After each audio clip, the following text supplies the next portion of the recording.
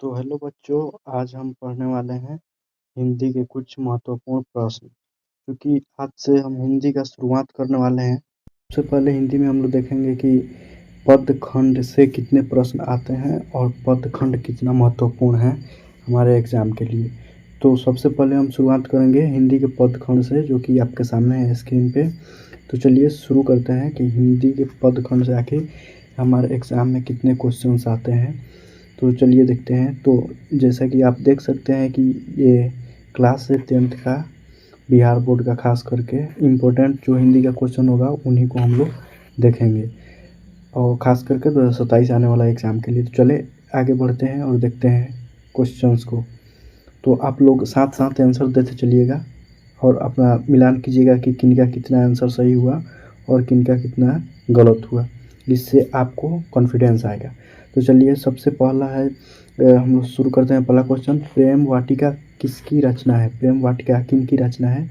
तो देखिए यहाँ पे ऑप्शन है। 1 number Guru Nanak, 2 number Raskhan, 3 number Gananand, 4 number Sumitranandan Pant. अब आप लोग अगर पढ़े होंगे तो आप लोग को ज़रूर मालूम होगा कि प्रेम वाटिका किनका रचना है। तो प्रेम वाटिका रसखान जी की रचना है, एक महत्वपूर्ण रचना है। प्रेम वाटिका रसखान जी का एक महत्वपूर्ण रचना है। चलिए अब नेक्स्ट क्वेश्चन की ओर बढ़ते हैं। चलिए 2 नंबर क्वेश्चन आपके सामने है। 2 नंबर क्वेश्चन में पूछ रहा है, निम्न में से कौन कवि पठान राजवंश में उत्पन्न हुए थे? तो जैसा कि हम सबको जानते हैं कि रसखान जी पठान राजवंश में इनका जन्म हुआ था। रसखान जी हैं वो। चलिए ये बहुत ही आसान था। चलिए अगला क्वेश्चन पे चलते हैं। चलिए अगला हमारा क्वेश्चन है 3 नंबर, किनकी रचनाओं से मुग्ध होकर भारतेंदु हरिश्चंद्र ने कहा था, इन मुसलमान हरिजन पै कोटिन हिंदू।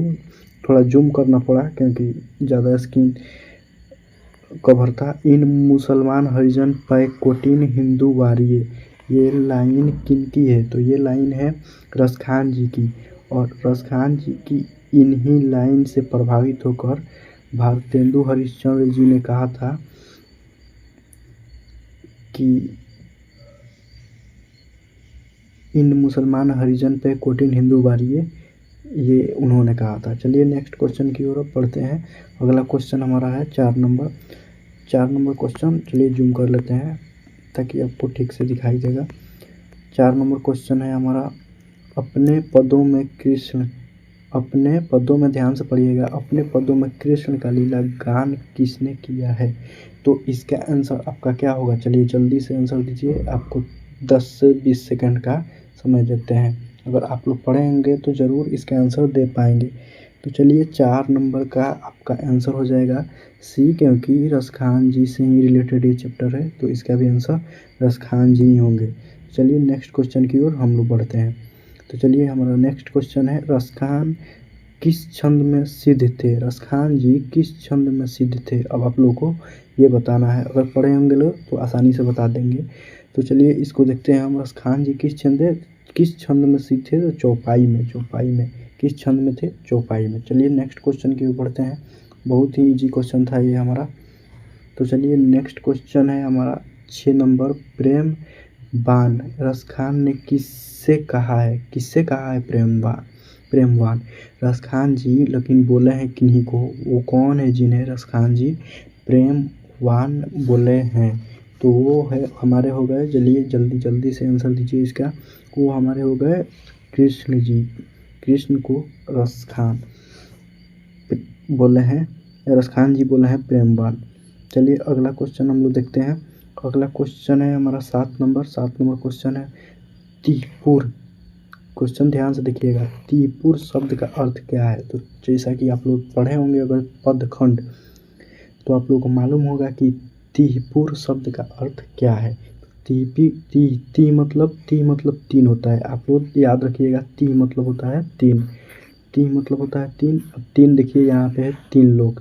तीपुर शब्द का अर्थ है 3 लोग, क्योंकि यहाँ पे क्वेश्चन में ही ती लिखा हुआ है, तो ती का मतलब 3 होता है। तो चलिए 7 नंबर का हमारा क्वेश्चन आंसर हो गया सी। चलिए आगे बढ़ते हैं, देखते हैं अगला क्वेश्चन। रसखान, अब देखिए आइए सबसे इम्पोर्टेंट क्वेश्चन है, रसखान जी का मूल नाम क्या था? रसखान जी का मूल नाम था क्या था, बताइए जल्दी से बताइए। तो सैयद इब्राहिम था। क्या था? सैयद इब्राहिम था। रसखान जी का मूल नाम सैयद इब्राहिम था। चलिए आगे बढ़ते हैं। दान लीला किसकी रचना है? दान लीला किसकी रचना है? अगर आप लोग पढ़े होंगे तो आप लोगों को मालूम होगा। तो दान लीला है हमारा किनका रचना? तो रसखान जी का है। चलिए आगे बढ़ते हैं, अब थोड़ा जल्दी जल्दी किया जाए क्वेश्चन। चलिए देखते हैं अगला क्वेश्चन। कुंजन का अर्थ क्या होता है? कुंजन का अर्थ क्या होता है? अगर आप लोग पढ़े होंगे तो इसका जवाब जरूर जरूर दीजिए, जरूर दीजिए। क्या होता है कुंजन? कुंजन मतलब क्या होता है? बगीचा। बगीचा होता है कुंजन मीन्स। तो बगीचा देखिए कहाँ है? ऑप्शन नंबर बी है बगीचा। तो बगीचा आपका आंसर सही हो गया। सुजान रसखान में किसकी भक्ति का वर्णन है? देखिए क्वेश्चन क्या कर रहा है, सुजान रसखान में किसकी भक्ति का वर्णन है? रसखान आ गया तो आप लोग इससे समझ जाइएगा कि रसखान आ गया है तो किनका वर्णन हो रहा है? रसखान आ गया है तो कृष्ण जी का वर्णन हो रहा है। तो देखिए रसखान आ गया, सुजान, सुजान और रसखान। रसखान कभी कहेंगे हमारा नाम है, तो रसखान, सुजान रसखान किसकी भक्ति का वर्णन है? तो कृष्ण जी का। तो ऑप्शन नंबर हमारा हो जाएगा बी। तो इसका ऑप्शन हमारा 11 का ऑप्शन हो जाएगा बी। तो 11 नंबर का ऑप्शन हो जाएगा बी। चलिए नेक्स्ट क्वेश्चन देखते हैं। नेक्स्ट क्वेश्चन हमारा है 12 नंबर क्वेश्चन है, रसखान की काव्य भाषा क्या है? देखिए रसखान जी किस भाषा में अपने काव्य लिखते थे? अवधी है, ब्रज भाषा है, संस्कृत है, तमिल है। किस भाषा में अपना काव्य लिखते थे? जल्दी से कमेंट कीजिए आंसर। चलिए इसके आंसर क्या हो जाएगा? ब्रज भाषा। ब्रज भाषा, ब्रज भाषा में वो अपने काव्य की रचना करते थे। अपने काव्य की रचना ब्रज भाषा में करते थे रसखान जी। चलिए अगला क्वेश्चन को हम लोग देखते हैं। अगला क्वेश्चन हमारा हो जाएगा स्वच्छ स्वच्छ स्वच्छ सॉरी बच्चों, स्वच्छंद काव्य धारा का प्रवर्तक है। स्वच्छंद, स्वच्छंद इसको पढ़िएगा, हम भी पढ़ने में घबरा गए थे। स्वच्छंद काव्य धारा का प्रवर्तक है। स्वच्छंद काव्य धारा का प्रवर्तक कौन है? तो इसका आंसर क्या होगा? रसखान। कौन है? रसखान जी। चलिए अगला क्वेश्चन की ओर बढ़ते हैं। अगला क्वेश्चन देखते हैं। अध्ययनी का अर्थ क्या है? अध्ययनी का अर्थ बताइए जल्दी से। अध्ययनी का अर्थ क्या है? अध्ययनी का अर्थ क्या है? अध्ययनी, याद रखिएगा, अध्ययनी का अर्थ है, अध्ययनी का अर्थ है खजाना। अध्ययनी का अर्थ क्या है? खजाना। अध्ययनी का अर्थ क्या है? खजाना। खजाना किधर है? खजाना बी नंबर है। देखिए 14 का बी हो जाएगा हमारा आंसर। चलिए नेक्स्ट क्वेश्चन की ओर बढ़ते हैं। कबीर रसखान किस राजवंश में उत्पन्न हुए थे? कबीर रसखान किस राजवंश में उत्पन्न हुए थे? तो देखिए इनका नाम रसखान है और रसखान ज़्यादातर नाम मुस्लिमों में होता है। तो यहाँ मुस्लिम किस धर्म से संबंधित रहते हैं या उनमें कौन कौन सी जातियाँ होती है?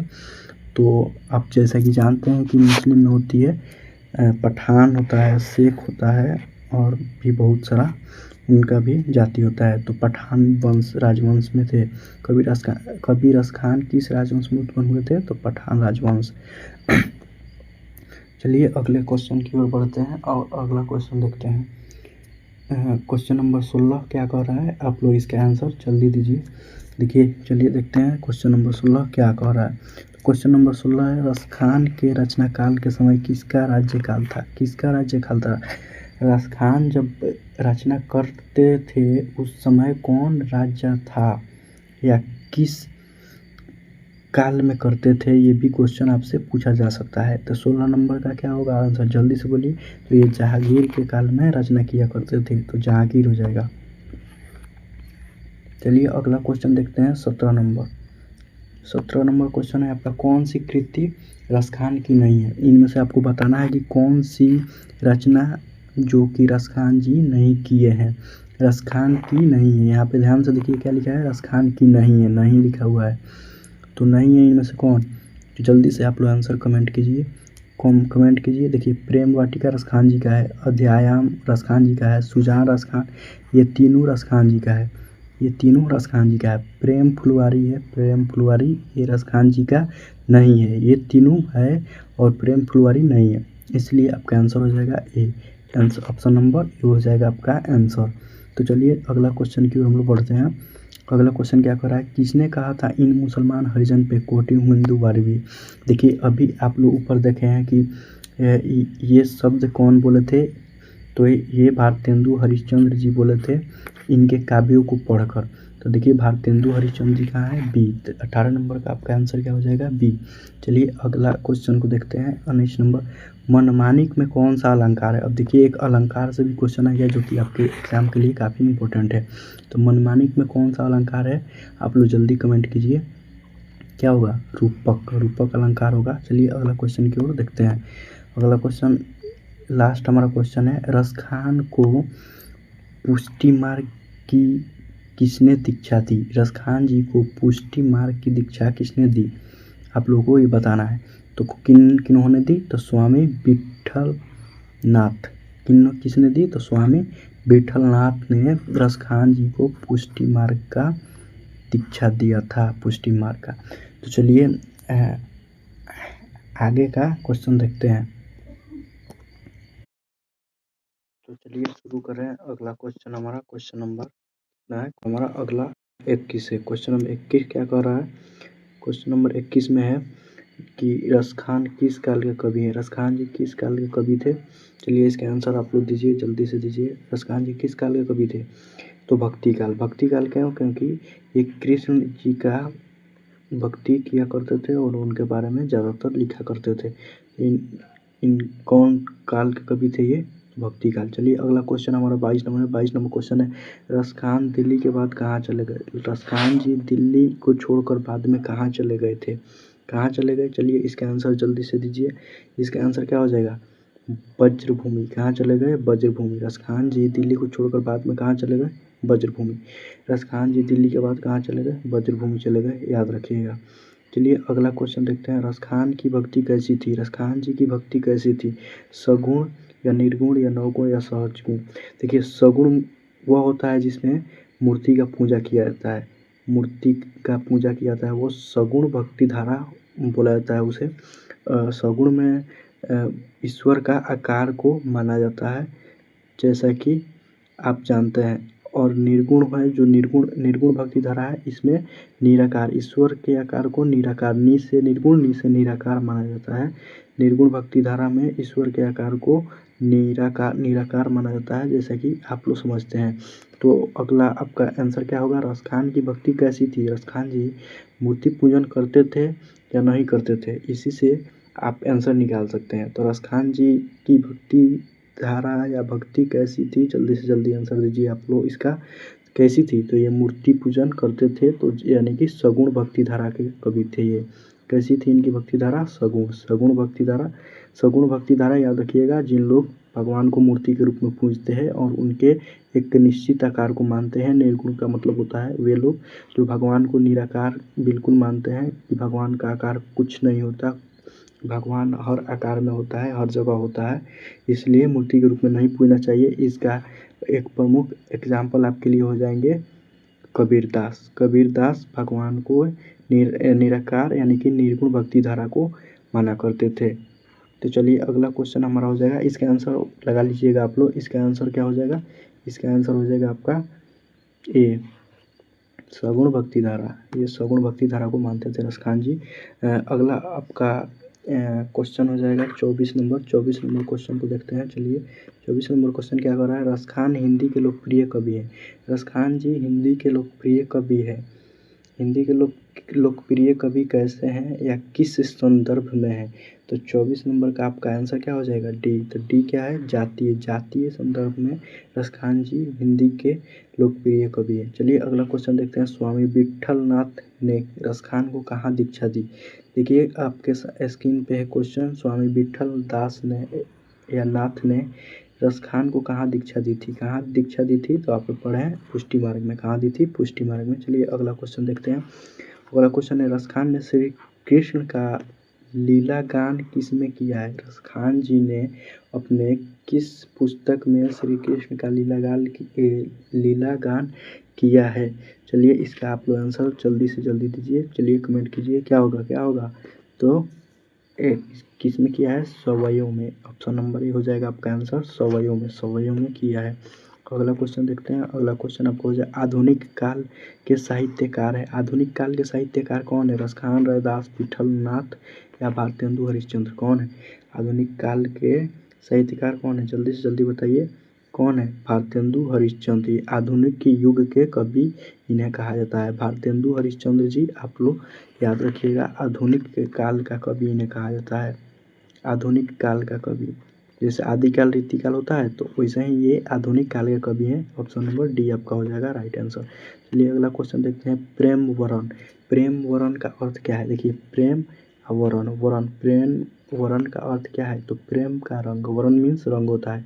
प्रेम वरण का अर्थ क्या है? प्रेम के रंग। याद रखिएगा आप लोग, वरण मीन्स रंग होता है, रंग, रंग यहाँ पे है रंग। वरण, वरण का मतलब क्या होता है? रंग। तो आप लोग ये याद रखिएगा। अगला क्वेश्चन की ओर हम लोग बढ़ते हैं। अगला क्वेश्चन क्या है आपका?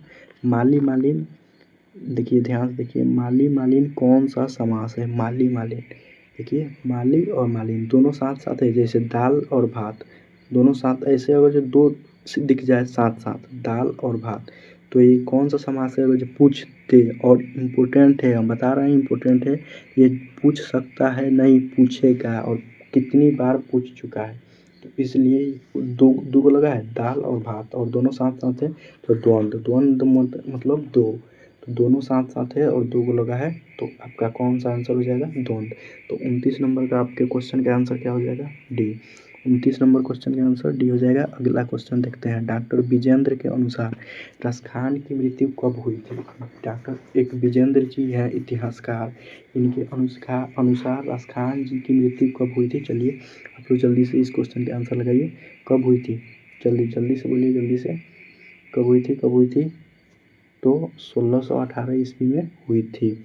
कोई ऑप्शन नंबर आपका बी हो जाएगा राइट आंसर। चलिए अगला क्वेश्चन की ओर देखते हैं। रसखान का जन्म कब हुआ था? लीजिए, अब मृत्यु के बाद इनका जन्म कब हुआ था? जल्दी से बताइए। आप लोग जानते हैं रसखान जी का जन्म कब हुआ था? कब हुआ था? कब हुआ था? 1533 ईस्वी में, 1533 ईस्वी में इनका जन्म हुआ था।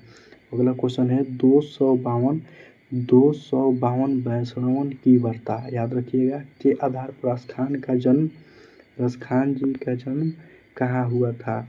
252 वैष्णवन की वार्ता के आधार पर रसखान का जन्म कहाँ हुआ था? ऑप्शन आपका नीचे मिल जाएगा, नीचे है ऑप्शन। पंजाब में हुआ था, या लाहौर में हुआ था, या उत्तर प्रदेश, या दिल्ली? कहाँ हुआ था? जल्दी से जल्दी बताइए, जल्दी बताइए। चलिए कहाँ हुआ था? दिल्ली।